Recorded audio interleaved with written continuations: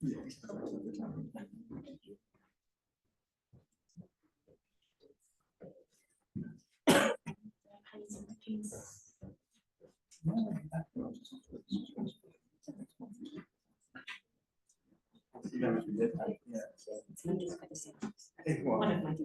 I mean, I've been here about 4 years. It'd be good to get the water outside.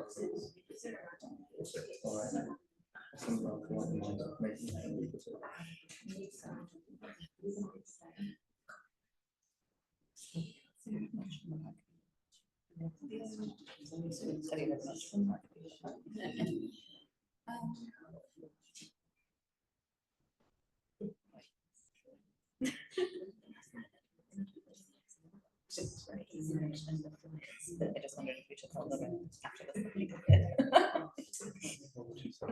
We'll give 5 minutes just to give some time for people to arrive late. And then what I'll do is all this sound doesn't come through, but I'll kind of be by the door so that people don't say, oh, yeah.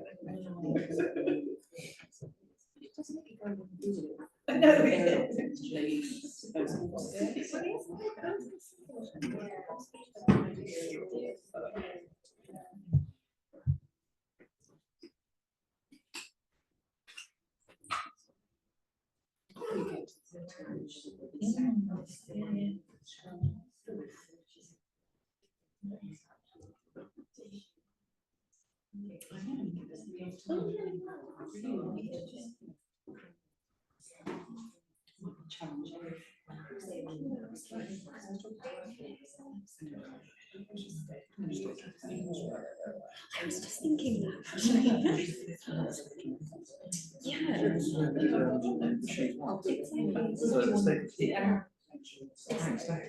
And they have the 2 stations and massive skirts. Yeah, exactly. And then everyone's sat here. There are about 2 people in the audience. I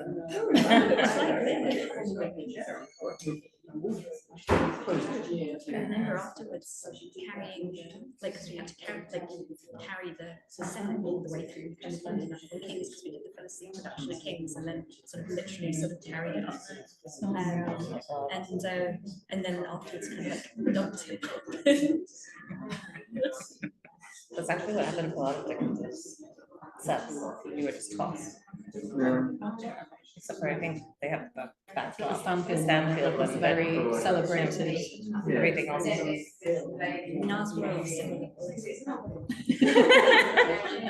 Designed by an ex-citizen.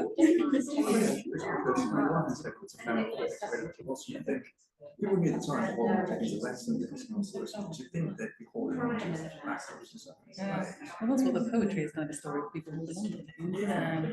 But there's a container for the poetry. Sometimes I get an autograph of it.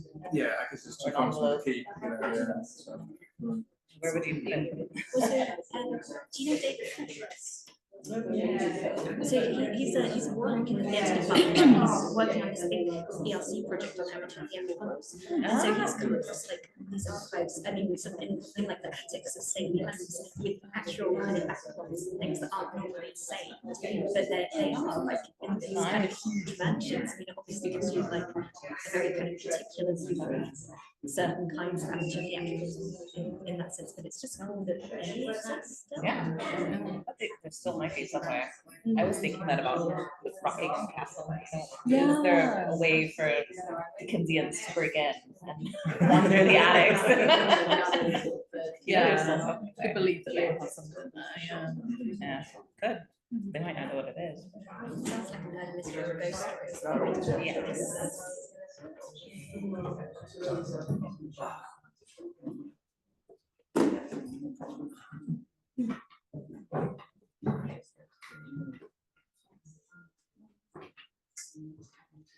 Cool.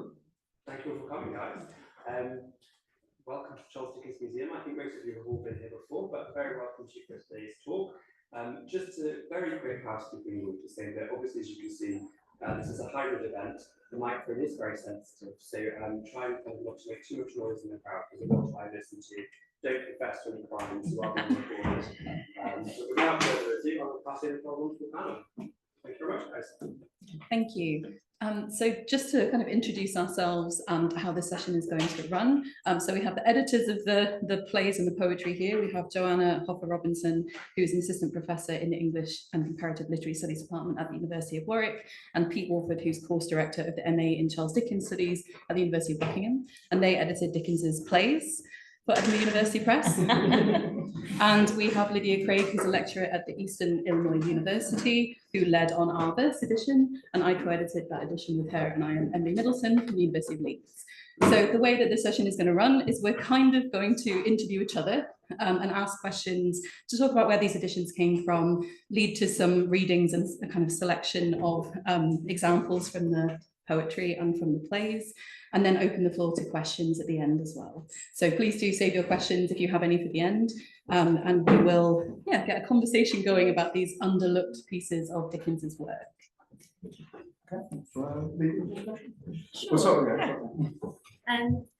Also, how did you both first become aware of Dickens's poems and get interested in them as a project? So there's another project, which is usually how projects happen. I feel like you start on one and then another one starts beckoning, but we have been working on a database, Dickens Search, which was supposed to have almost everything I think that Dickens ever wrote, digitized, scanned, where people could access it for free. But the first thing we put in was the poetry, kind of the smaller items. And as we were doing it, we just kept finding more and more verse and things that we'd never seen written about.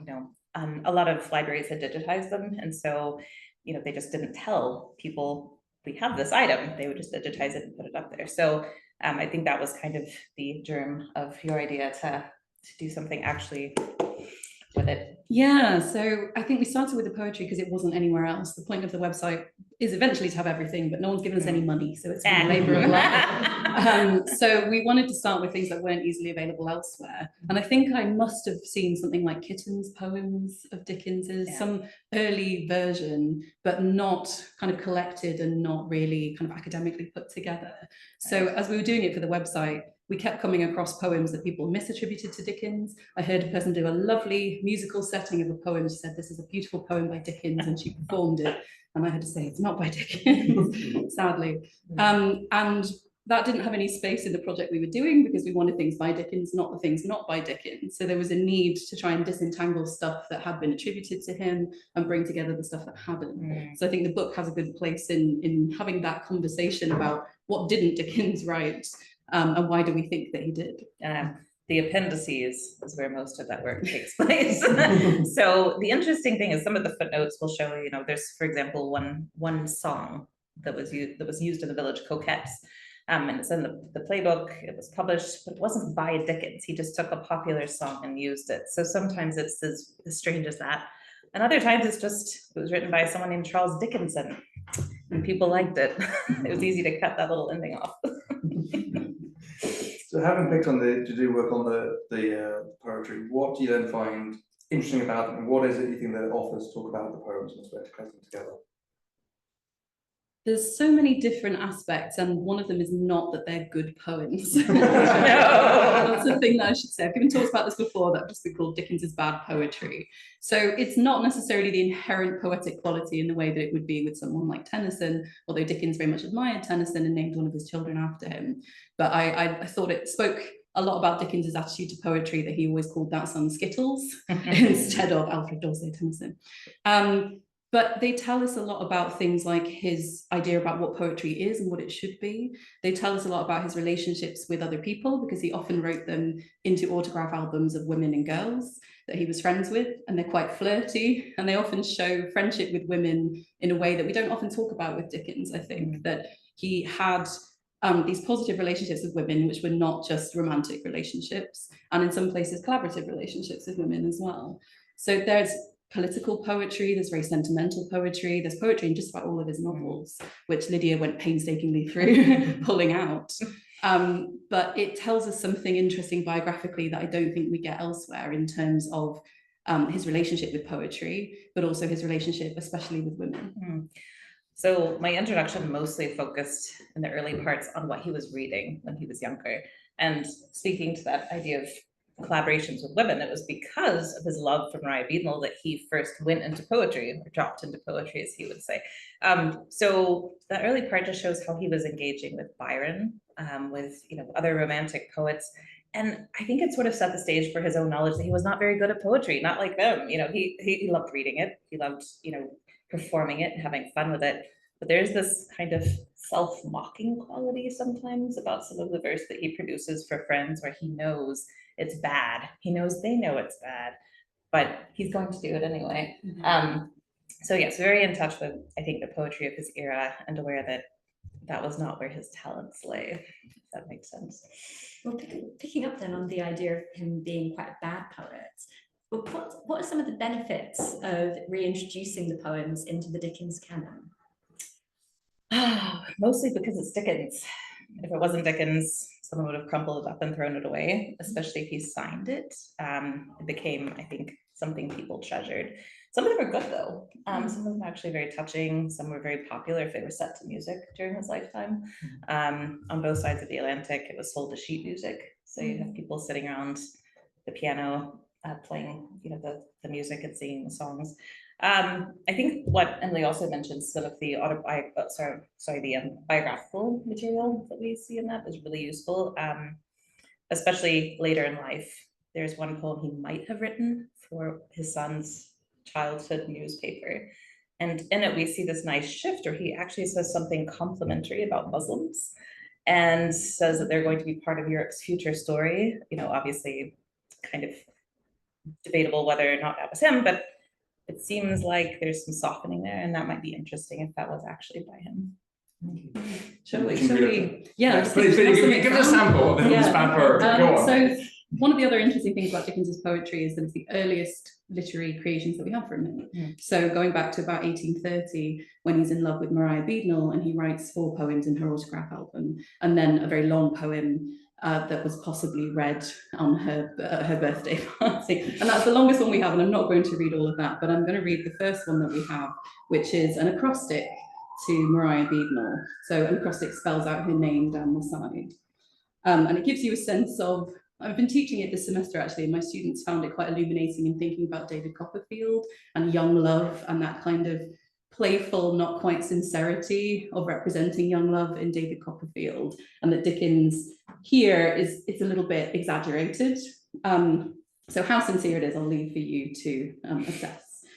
My life may checkered be with scenes of misery and pain, and it may be my fate to struggle with adversity in vain. Regardless of misfortunes, though, however bitter they may be, I shall always have one retrospect, a hallowed one to me, and it will be of that happy time when first I gazed on thee.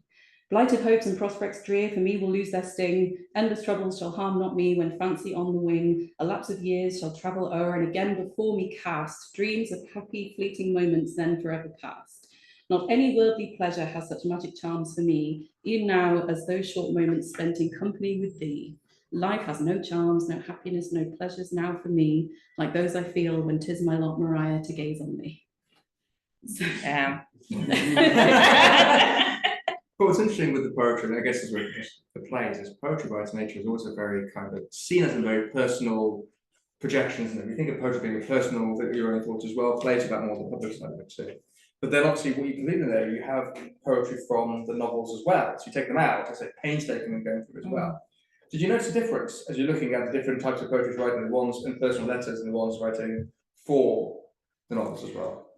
It was difficult because a lot of the forms in the novels can work with regular poetry. A lot of them are things like epitaphs, which Claire Wood has written on extensively in her book on Dickens and death. But some of them are actually proper poems with the correct form, meter, and then some of them are just, he's playing with something. One of the things I'm thinking about is the Christmas book, The Cricket on the Hearth, where the kettle starts singing a song in rhyme. It's actually beautiful, but it's not in poetic lines. It's in meter. It's just not written as a poem, but the endings all rhyme. So he does very innovative things like that. We didn't include that because it doesn't look like a poem, but it is in the introduction, so people could read it. Yeah, I think he just sort of uses verse if he feels like something needs a bit of interest here and there. Yeah. So you went painstakingly through the novels, obviously you looked at the plays and autograph albums. Were there any other places that you were looking for poems, and what were the most surprising discoveries you made? Ooh.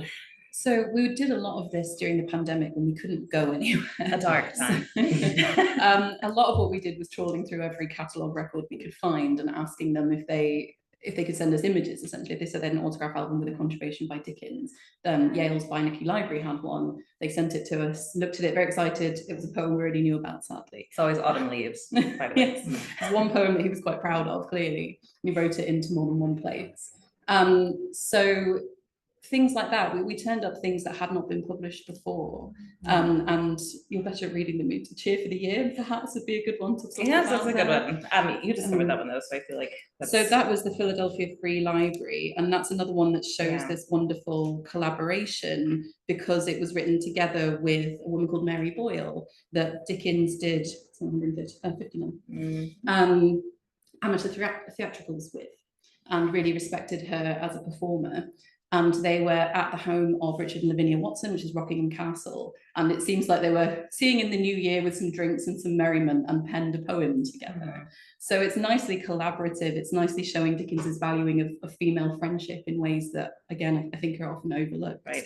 Mary Boyle did the second verse. So Dickens did number 1 and number 3. So they're sort of alternating on this piece of paper. And if you look at it, they seem absolutely inebriated. The handwriting is just all over the place. It's a scrawl. It's very hard to read. We debated sending it to other Dickensians at one point. I mean, it was bad. I even tried to put it in ChatGPT when it was new, and I was like, this isn't working. So I did my own work. But yeah, it's a very beautiful thing. I could read the first verse if you want to do that. Yeah, sure. So this was probably written on the 31st of December, 1850. When Dickens was at Rockingham Castle, where he had lots of fun always. Cheer for the year that's opening round us, light may its shadows touch us as they fall. Peace and affection lovingly surround us. Cheer for our host and his old ancestral hall. Hope for the youthful, comfort for the aged. Heaven's gracious bounties plentifully pour. Head, heart, and hand in godly works engaged. Green rest the present deck in memory's storeroom. One cheer more for the year that's just completed, one fond pang for every happy day. Its laughter is hushed, its gaiety has fleeted, but the memory of the past will illumine us on our way. Cheer for the friends that have soothed the path of sorrow, gentle words and deeds, kindly hearts and hands, sighing for the past but hoping for the morrow. Cheer for our host and his broad ancestral lands. Past hours of pleasure tenderly recalling, memory reawakens scenes that once were dear. Bright glows the hearth, white winter round is falling. Holy is the Christmas, happy the new year. Long may the house, its generous welcome flowing, gladden its guests with good old English store. Sing from the heart in gratitude overflowing, health to us all, et que Dieu défende le droit.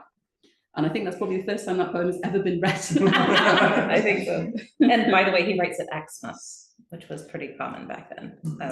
Just to kind of shorten the line there. Yeah, so we think that this last part would say, and may God defend the right. It's the motto of one of Mary Boyle's friends who was noble, so I think he sort of snuck that in for some strange reason. Yeah. So yeah, some of these interesting new ones. There is one I will mention just in passing, which is my Uncle Toby Swore an Oath, and I found this one at the New York Public Library. It's digitized on their website, but it basically is a very grumpy Dickens who's, I think, finishing Little Dorrit, and he's on vacation. Someone has come to him and said, I want you to write my album. We don't know who it was, but he wrote this out. And he basically says, I swore I was never going to write an autograph album until the end of time.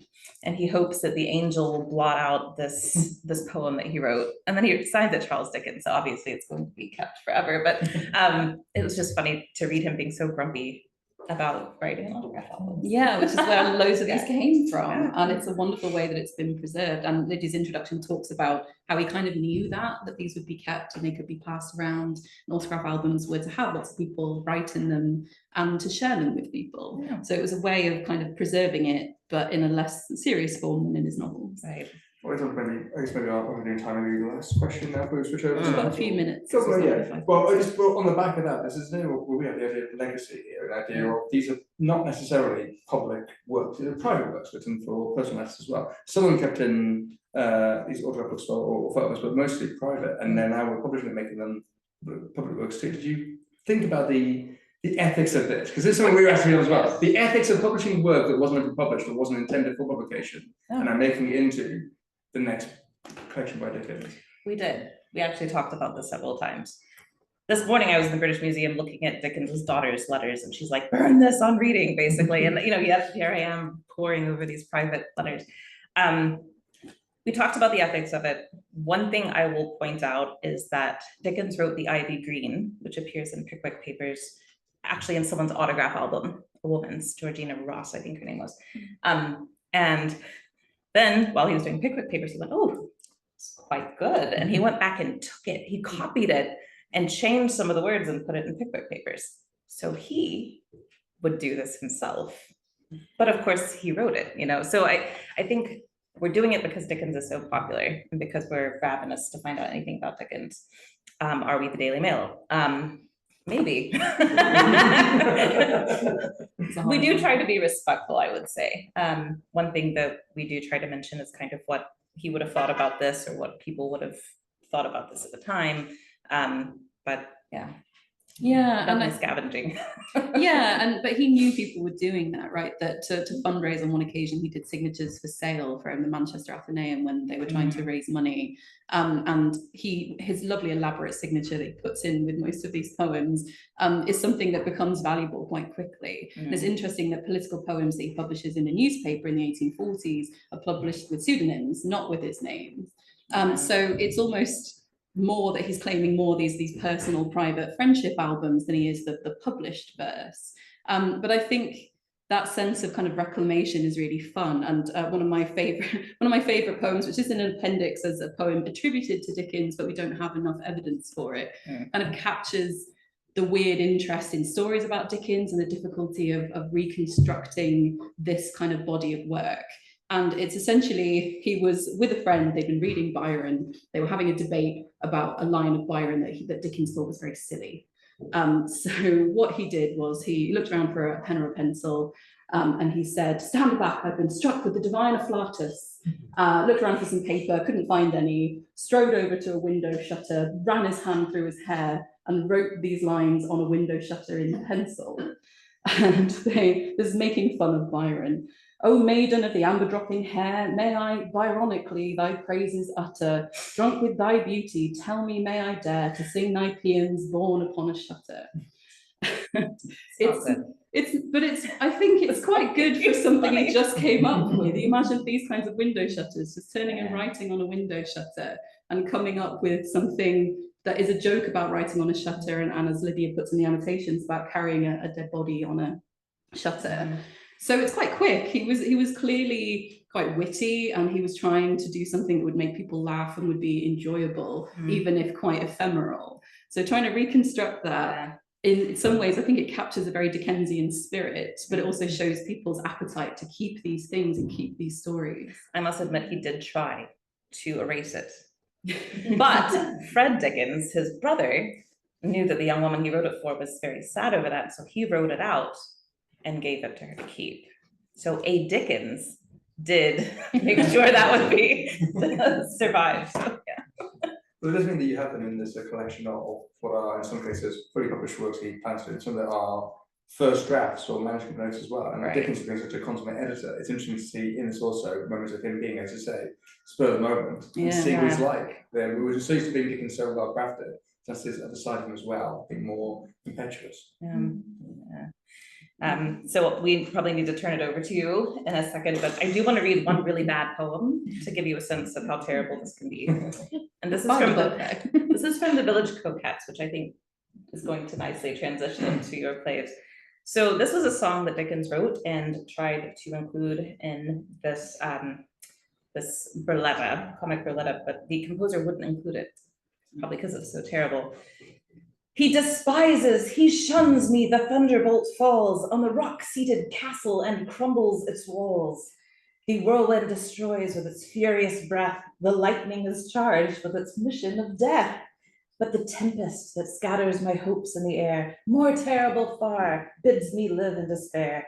He despises, he shuns me, there's guilt on my name. It drives me to madness, it brands me with shame. That's actually quite an interesting one in the context of the Village Coquettes, because that was written for a character who already kind of had enough to do in the play, but then the manager of the St James's Theatre that it was being written for requested that this person had another song written for them because they were an up-and-coming star and he wanted to showcase them. And Dickens and Huller, who was the composer of the score, said, "Oh, actually, we're not too sure." But then Dickens kind of wrote this at the request of the management. I wonder if that comes through in it somewhat, sort of torturous element. Painful, yeah. But yes, we will switch now. We will ask you some questions about the plays, and that's a lovely transition into it. So how did you both first become aware of Dickens's plays? I know you've got quite a long background with them, actually.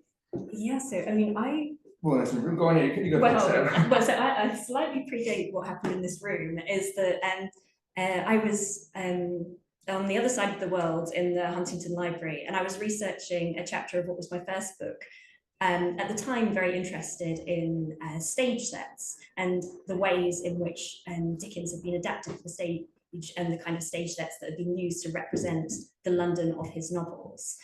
But what I wanted to kind of draw some comparisons with the plays that Dickens himself had written, and found it quite surprising and interesting that actually the early ones from the 1830s, none of them were based in London, and they offered something quite different to the kind of adaptations of, say, Oliver Twist that were coming out at around the same time. And I just so happened to meet a good friend of mine at around the same time who was interested in practice-led research. And so it began this kind of practice-led project into Dickensian dramaturgy, where we sought to stage the plays in order to see what we could find out about them. So it became really kind of, it began really quite as a sort of fun project between friends, which we then roped Pete into. In the first year of the project, we staged Is She His Wife in this room of the Charles Dickens Museum, and it was part of a conference which Pete gave the keynote speech at. And then the following year, we'd had so much fun doing the first one, we decided we were going to do Frozen Deep the next year. Which is not a fun play. I should point out, it's like hilarious comedy and fast. Frozen Deep is melodrama, it's pathos, it's soap opera stuff, But we thought, I think we're doing Dickens Day, and they said, let's do a reading. They go, do Frozen Deep, do Frozen Deep. I really enjoyed it. I was there. It was brilliant. Oh, okay, all right. Well, Pete was Waldorf at that one, so I don't know if you want to talk more about your histrionic practice. Well, I say histrionic, hysterical. So at this time, I was brought in, so I edited a short collection of Dickens's non-fiction on theatre, writing about theatre in general. So Joe asked me to do a keynote for Is She His Wife, and then we decided to do Frozen Deep. I got to play Warder, which was Dickens' first play, which very much fitted my ego, so threw myself into that. What's interesting with both of those productions is that in directing it, Joe was very keen to try to recreate the original acting conditions. So we couldn't always with budget to get the exact conditions, but the way we acted it in Frozen Deep, we tried to recreate the melodramatic style of the time, which involves an awful lot of striking specific poses for specific emotions as well. All this, which can lead to parody, but then we quickly worked out, well, how do we make this so it's not parody? And the way to think about it is less a kind of a rigid, one hand look and what's moving around there, and more kind of like Tai Chi, where you're moving through the motions, you work through them, you strike certain poses. But that went really well. And at the back of that, we did, as always, go to the pub afterwards and had a chat. And I was going, I'd really like to actually edit the plays and get them out there because they're really good and not being talked about. And she was like, I like that too. So okay, maybe we could actually work on this together. And we started working on a pitch of how to look at different ways of putting it, making a collection there. Yeah. What's interesting, when we first started to do, we just looked at doing the shorter works, the faster. So Dickens writes 7 plays for Pointless and Taylor. The first 3 were faster written for St. James and performed, which is what you edited. Then he writes a 4th one, which is The Lamplight, which doesn't get performed.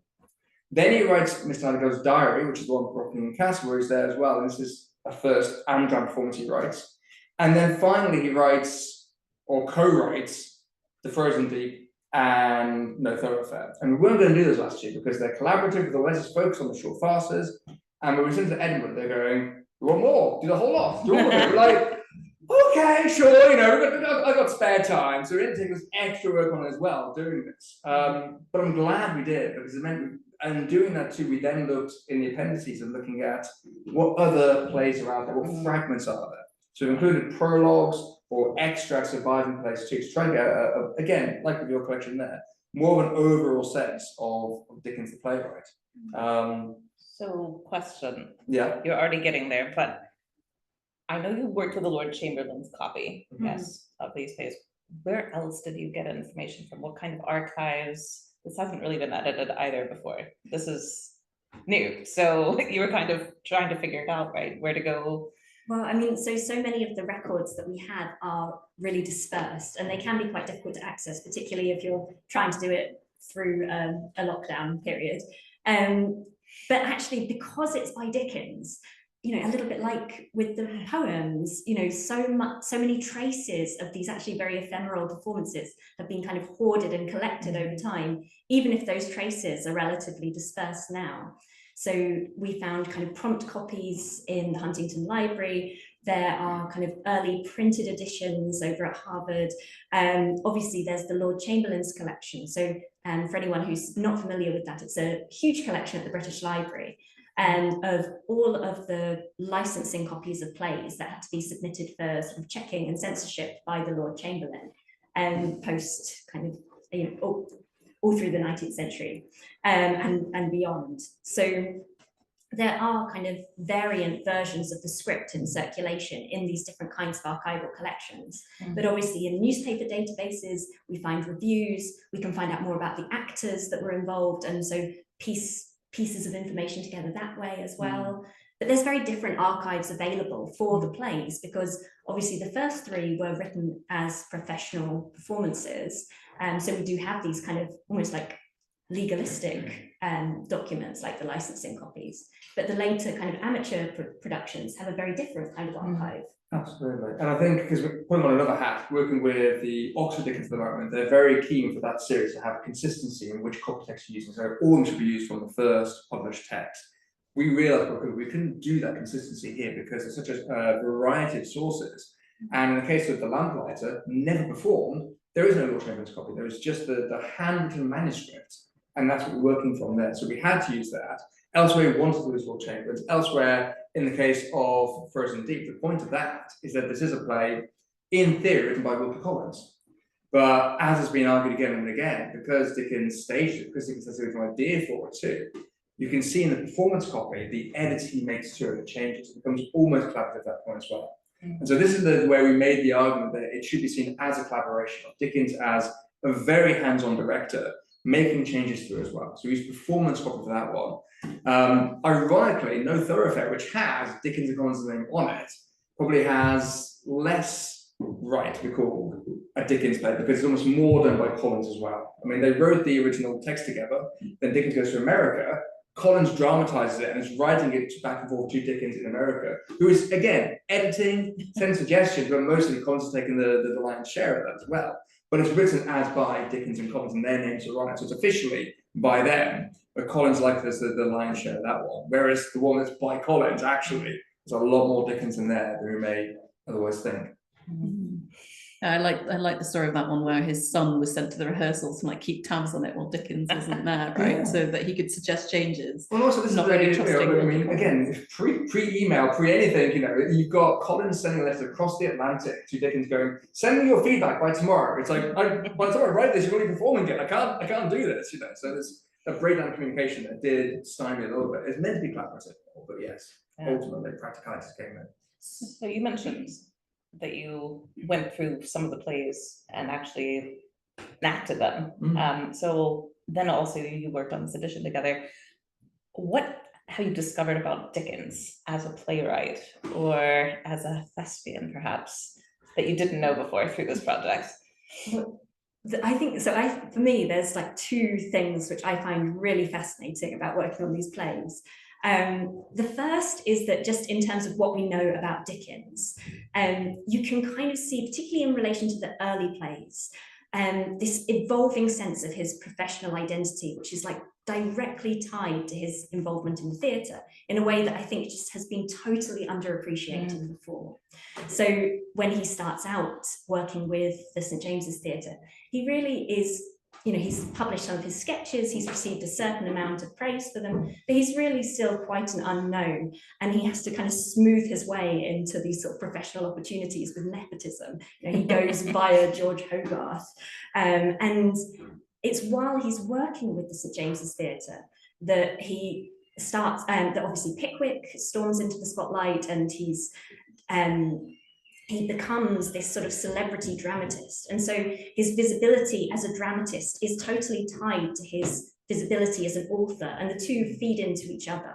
And then, as Pete's talked about in our introduction, this sort of connection between his literary and his playwriting work almost becomes counterproductive, because critics start going, well, the plays are a bit different to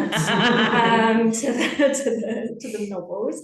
I'm not sure this is the Dickens that we've come to expect. And Dickens kind of internalizes this and finds it increasingly difficult to write plays because they don't kind of fit with the evolving literary Dickens brand. But the other thing that I think is really interesting is the way that Dickens gives us this perspective on all these kind of vast swathes of lost Victorian drama. Because a lot of playwrights in the 19th century were kind of dismissed as hacks in their own lifetime. They were pretty invisible characters. They didn't earn a lot of money from their playwriting, even where they were successful, at least up until the kind of mid to late 19th century. And so their kind of precarious existences are sort of lost, and it means that a lot of the kind of traces of the performances and the plays that they wrote have also been lost, or we don't think to look at them. Whereas this, you know, Dickens is using the conventions of 19th century theatre. He is working with them because he knows what works on stage. And so the very kind of detailed perspective we can get on Dickens's plays, because of all of these traces that people have hoarded about these Dickensian productions, actually kind of give us a perspective on lots of other theatre that we don't know so much about. And I think that's interesting. Surprised me, actually. They're good. Good. I enjoy reading them. Because you start going, oh, these haven't been done as much. I guess we're scraping the barrel now. But actually, no, I really enjoy reading these. And more importantly, when we perform them. So we've done the She's Wife, we've done Frozen Deep, I've done a reading this year of last year, no, Thoroughfare, and we did Miss Nightingale's Diary Group, didn't we, in Birmingham at some point last year, maybe something too for the Dickens Society. Oh no, wasn't it the Lamplighter? It was the Lamplighter. Sorry, Lamplighter. I was in that. That was really the Lamplighter. With you. That goes next, okay. But with all of this, they're actually getting a good reaction, and they're better on the stage than on the page. That's the other thing about the play. You have to see perform to really understand it. So, I mean, for us, really optimistically, this is step one. Get them published, get them available, and then get them on the stage. Get people actually using them, performing them, and then people talking about the performances, not the scripts, because that's how you really understand how a power play works. And in performance, they are funny. The farces are funny. It works really well. They're in what Dickens is doing. You're right. He's echoing Victorian drama. He's also going back to kind of Restoration comedy as well. Some of them are kind of farcical, and also in a way, when I saw She's Wife, I was thinking this was very Oscar Wilde. It was very much anticipating that kind of farce as well. So we gave out questionnaires after the production to try and like survey people's responses to the play in this kind of immediate way. And somebody wrote on one of the questionnaires, "This reminds me of Oscar Wilde." Was that you? Maybe it could have been. I don't know. Maybe I don't know, but it does. But there is. I think that they're funny in performance, and those things that on when you imagine reading a script of Monty Python, the Dead Parrot. Well, this is okay. It's not really very funny. You see it performed, it's funny. That's the difference. And that's the thing with this, especially into the amateur dramatics. You're then looking at Dickens writing for himself, and that's really interesting. Nightingale's Diary, which apparently was hilarious, doesn't come alive on the page, but you've got to imagine it's Dickens performing it with Mark Lemmon as the editor of Punch. They write it together.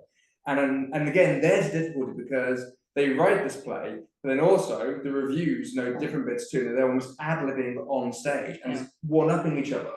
And it is more like a comedy sketch than a play, the way they're doing it too. So it's more like a performance. But the interesting thing is that he incorporates opportunities for improvisation and ad-libbing and around the script, even in the early plays. And I think that's where you see kind of Dickens's skill as a playwright coming through, because actually, unlike his later work as an editor for, say, Household Words or The Year Round, the reason why he's a good playwright is actually because he's really unobtrusive and collegial. He empowers the actresses, for example, to choose different kinds of repertoires of songs, which get changed as the play goes through the season. And he writes parts for Harley, who's a very famous low comedian, and who's famous partly because he's really good at kind of improvisatory and physical comedy, all those kinds of things that go beyond the script. So yeah, these are really kind of, even the early works, they're really excellent examples of farce and really quite formally sophisticated in many ways. There's quite a lot of kind of meta-theatrical play in them, and the kind of actors are sort of laughing with the audience. Also, the early works, especially, they're playing for the audience. I mean, the way we talk about Dickens's novels, telling the tide race over there were the early pop novels and the later serious social satires.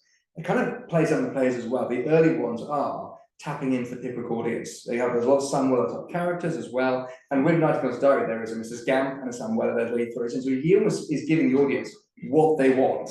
Some like Dickensian moments there too. And then in the end, he goes with melodrama, something different as well. You do see, as he's trying to work out again his branding, that kind of panning to the audience and then doing something different with those later performances too. Well, in the No Thoroughfare, sorry. Go ahead. I can tell you like that. In No Thoroughfare, though, I mean, you very much see the influence of kind of sensation theatre coming through. So you also see these kind of developments in popular theatre that kind of goes through the 19th century, where by the 1860s, playwrights like Dion Boucicault have come through, and sensation theatre is really the kind of most popular style of drama of the period.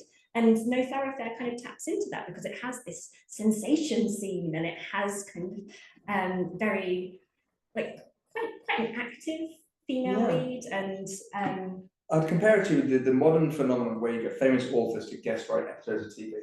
And guess what? These episodes are like the TV series. They're writing for that particular pitch. And so there'll be moments you go, oh, that feels like author in their work, but most of them are writing for TV show, and that's what comes across. That's what Dickens is doing. He's writing the theatre, and so as much as you can see Dickensian traces, he's also recognising the trends of what the theatre needs and what's popular at the time as well. So with that sort of kind of writing for the time, how do you think he would feel about them being published and re-performed? There's always a story that I don't remember correctly of somebody having a manuscript of one of the plays and being really pleased about it, and he was embarrassed and said, you can have this better novel instead if you give me that. Well, there's the John Hollow quote, isn't it? John Hollow is the composer for Village Coquettes, and he's wanted to make a collection of his music, and Dickens says something along the lines of, oh, I am not proud of my share in the Village Coquettes. There you go. Okay, If I so welcome knew to your part, there's a but wing I'm of part the of my house share. part too. He says if I knew what part of the house it was in, I would burn that wing. So destroy the manuscript. I think he said that somewhere else. And then most of all, Dickens who takes a lot of pain and efforts to publish his works and do new editions and reissue them again and again, never publishes the plays in his lifetime as well. So there is definitely a sense here where he is limiting it. Now, some of them do get published immediately, the St. James ones do, which is the counter story to that as well, the counterpoint there. So again, the danger of performing a narrative, like Dickens was embarrassed, Dickens didn't publish them as well. So, well, which Dickens? Early Dickens or later Dickens? Are we judging because of what Dickens as an old man says or what Dickens as a young man thinks? The young man, he's proud of it, right? He actually published the Village Coquettes under his own name, which, is, I think, possibly the first time he does that. Which is remarkable. So actually, I think we need to think, well, again, who are we honouring here? Who are we thinking of here? And I mean, even the old Dickens, he's very much proud that he's on stage as well, and published that as well. So if there's an element of him trying to manage his branding as a novelist, nonetheless, there is all throughout his life, there's pride in his power as an actor and as a writer as well, and as a director too. I think it's very much a part of who he was. And for his contemporary readers to know as well, to see when the public reading talks too, they want to come and see the Dickens show, and he's again pandering to that. So I don't think we're doing a disservice by bringing them out for modern readers who also understand and see what he's doing there too. Yeah, but I think we do have to approach them with particular caution because obviously there's plenty of stage types that are really popular on the stage, in which we see kind of coming through in his novels as well, which obviously you can't perform anymore.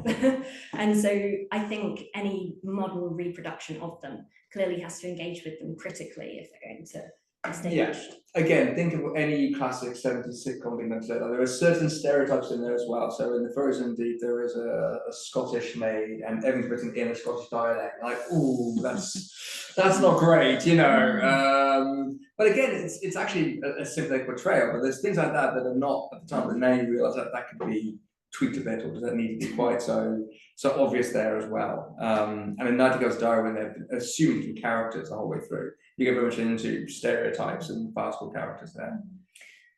Do we want them to read? I was going to say, before we open it Before up to any Q&A. questions, would you like to read any of it for us? Did you ever read your mind? Or? Actually, I didn't. Did you? I do. I can do. I mean, it's cool. If I must, I must. Unaccustomed to public speaking. Well, one thing I was into, this is from The Lamplighter, and we're saying about how Dickens kind of draws on his early works here. In The Lamplighter, not performed, he again writes with a kind of heartly character in mind, who is that kind of Cockney geezer Sam Weller figure here too. And this is just it's a monologue he writes here as well, where it is really talking about Thomas the Lamplighter and talking about his uncle, who's a lamplighter before as well, and how he died. Do you want to be Stargazer and interrupt me? Do you want me to start then? Yeah, well, I start here. You can be Stargazer, Okay. and we'll go into until someone says stop. Okay, all right. So Stargazer asks her about his uncle, and Tom says, "Yes, he was the original.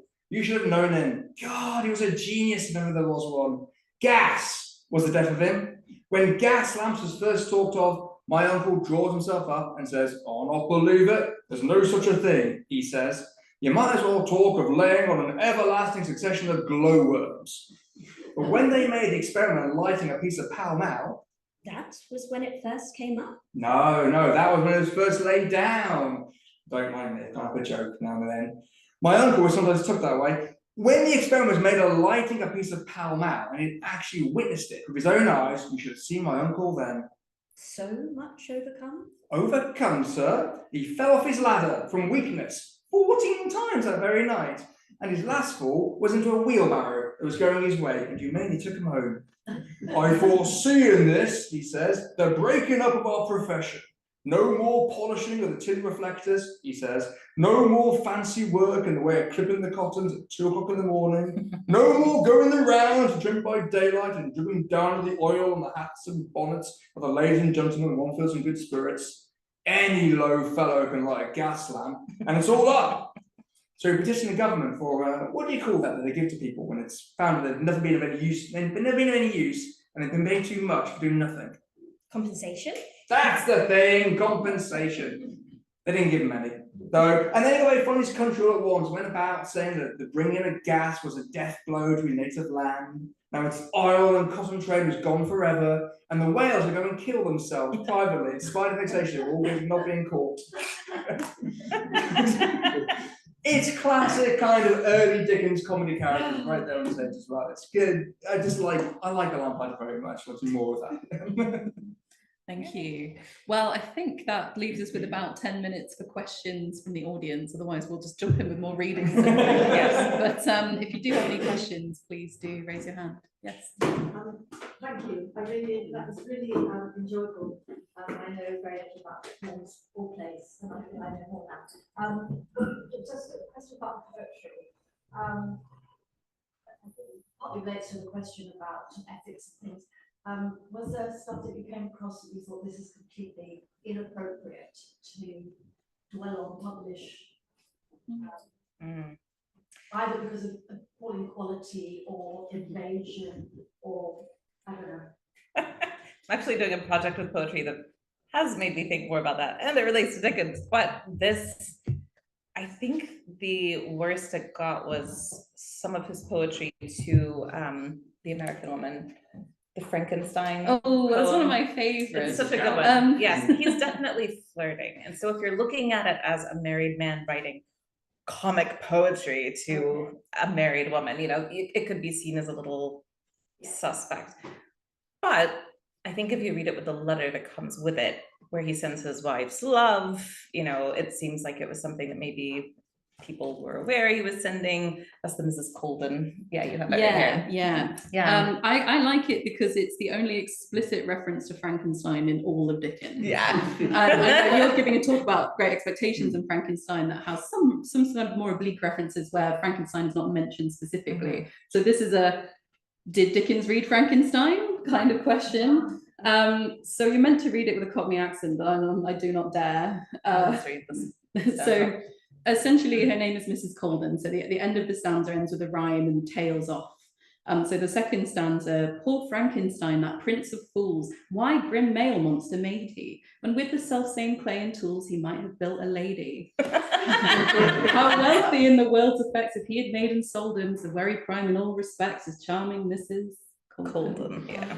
So, I mean, he flirts, and we all know this about him. I don't think we found anything that was too problematic. There are a few racial references, and one racist one where he talks about the Muslim faith in a negative way. And also there's the Song of the Green Savages, which we found some really interesting research on that, like why people would imagine people being different colors. You could talk about race, but not actually look at a certain group of people. So we just have footnotes for that, you know, to explain what he was participating in or responding to. So it'll be useful in a historical way, at least.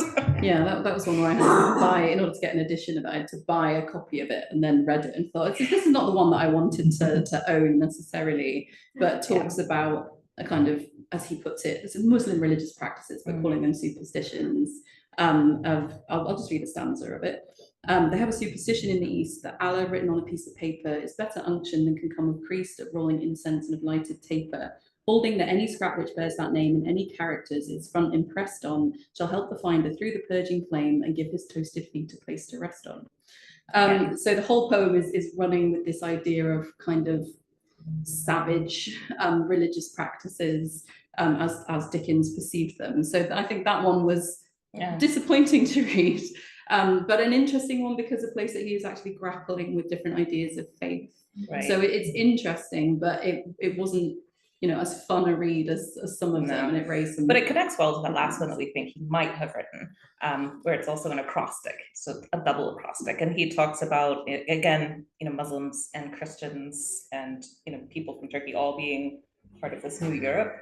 So we had footnotes that went to each other. So a nice progression. Yeah, there's a question from our international audience. What were the political poems about, and when or where did they appear?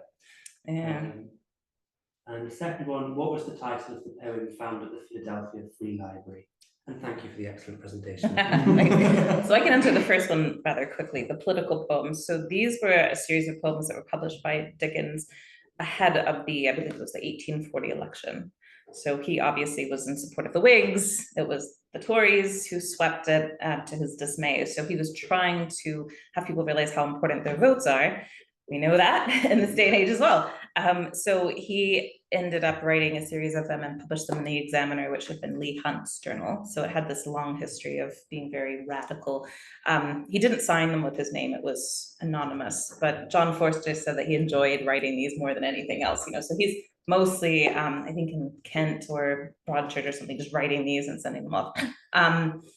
They were not very successful, but I still think that he felt that he'd done his part publicly. And we do know that he went to a dinner and some people were talking about one of the poems.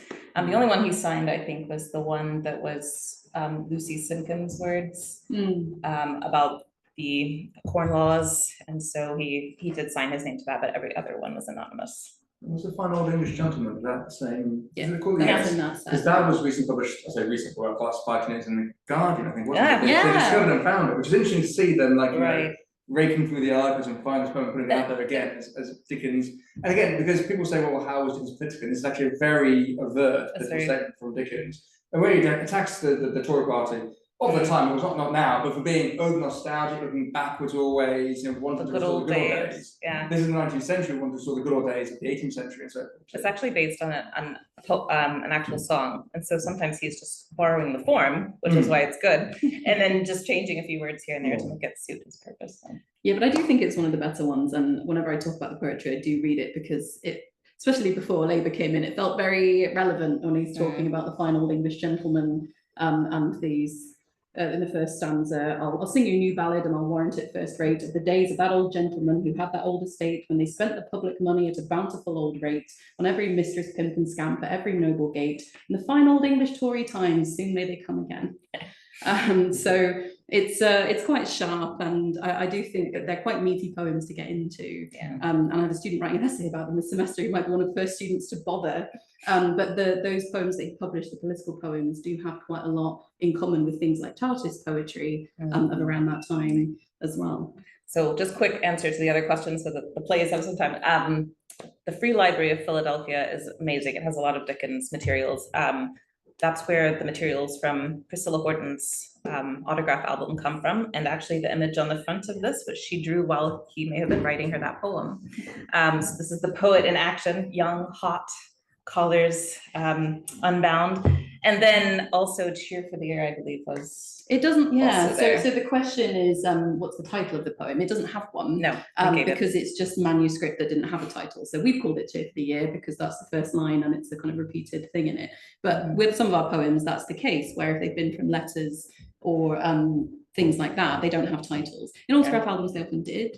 But not all of them do. So sometimes we've done what poetry books often do, which is first line. But we're transparent about it and we explain it. So, footnote. Yeah. Any other questions? Do you make any money from this plays or poems? Through the online? For charity, Mm. yes. So the amateur productions were Huge success. the Frozen Deep was performed at the Manchester Free Hall, I think twice, and also in the Gallery of Illustration in London. Yeah. I think the earlier Mr. Nightingale's Diary was also for charity, wasn't it? It was. So I mean, Nightingale's Diary, again, as a farce, it's about a half-hour long sketch. It accompanied Edward Ball-Liston's play Not as Bad as We See. If you're here today, if you go downstairs, actually no, we're on the first floor. Go next door. There you've got the playbills next door as well. You can see Not as Bad as We See Rocking Castle, and it's got underneath with most of the Nightingale's Diary. So that's the half on there. But they were performed in 1851, and one of you said it's actually something that's not the Great Exhibition this year. So the one thing worth noting outside of the Great Exhibition. So they were very popular and successful. And again, because you say amateur, you get images of village hall, and it's not like that at all. These are large venues. That one's done at Devonshire House, which is a huge venue, a ballroom where you have like royal halls as well, so massive audiences for them too. And then No Thoroughfare. Wilkie Collins was much better at Dickens at working out how to money out drama. Wilkie's a lot more work. He was also just working in a different context. Yes, where absolutely. Different kinds of profit sharing had become something had been introduced by Dion Boucicault as a kind of model for playwrights to make more money out of their drama. Whereas when Dickens was originally selling his plays to John Graham in the 1830s, he would have sold them at kind of a one-off flat fee, regardless of how many times it then went on to be performed. So you see that influence of the younger generation coming in and new ideas of the play. Also, the financial, also status-wise as well. That where Dickens is doing this, you've got Forster, which is bizarre. Forster is against Dickens doing public readings, but he's one of the biggest encouragers of him doing these early plays as well. And he's encouraging Lamplighter, and so it's hard to go. There's a difference between Dickens being on the stage and Dickens writing for the stage, perhaps, or again, the early generation. There's this wonderful, is it one of Macready's diary entries that you quote about how John Forster is the most indiscreet of friends because he kind of forces Dickens to read out this section of his play and then kind of laughs really loudly.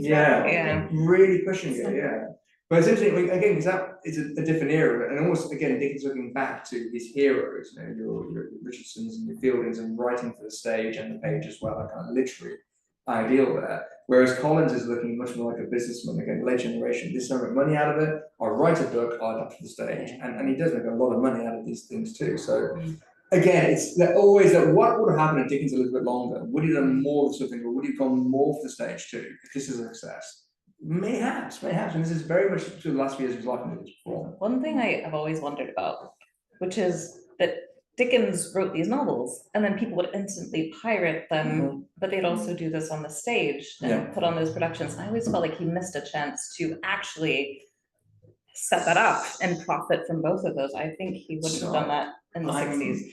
I think less familiar on copyright law than the newer on this one, but we'll see. But one thing that one of my colleagues is looking at, John Drew, he's looking at some of the early copyright edition Dickens wrote of his novels to try to get the jump on this. So there was no copyright, the copyright was nowhere near as stringent than now, so people could adapt your work to the stage and not pay you a penny. But sometimes you can use the same name for the play as well. So you would sometimes, so there's a copy and it's kept in the archives of Great Expectations by Charles Dickens for the stage. Now it's not by Dickens, it's not, because when I was like, no, please got no more plays.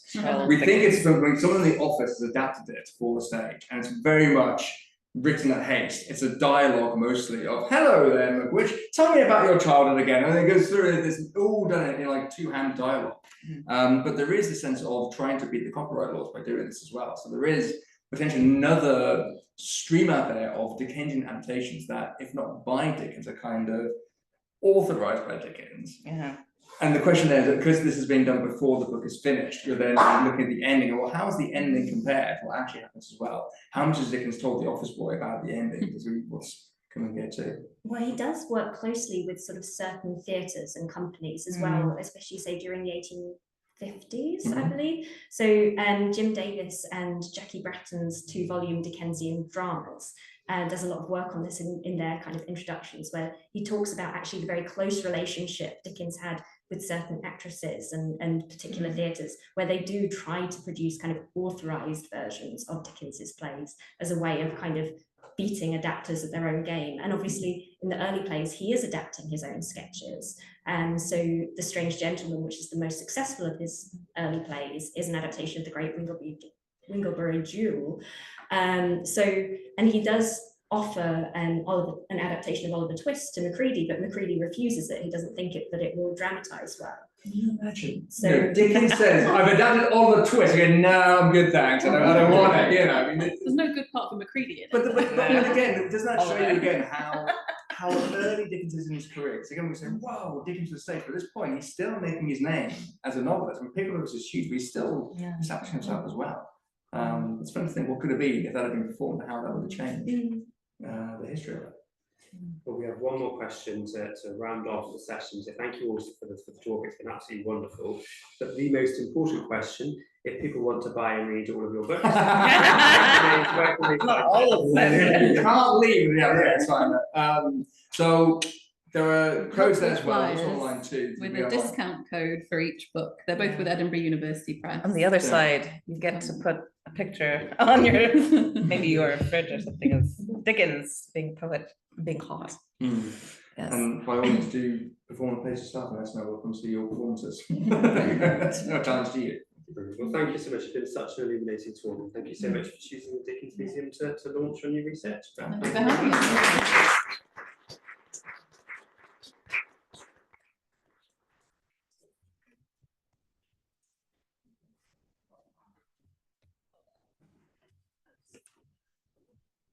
We ran out of water though, which is unfortunate. Yeah.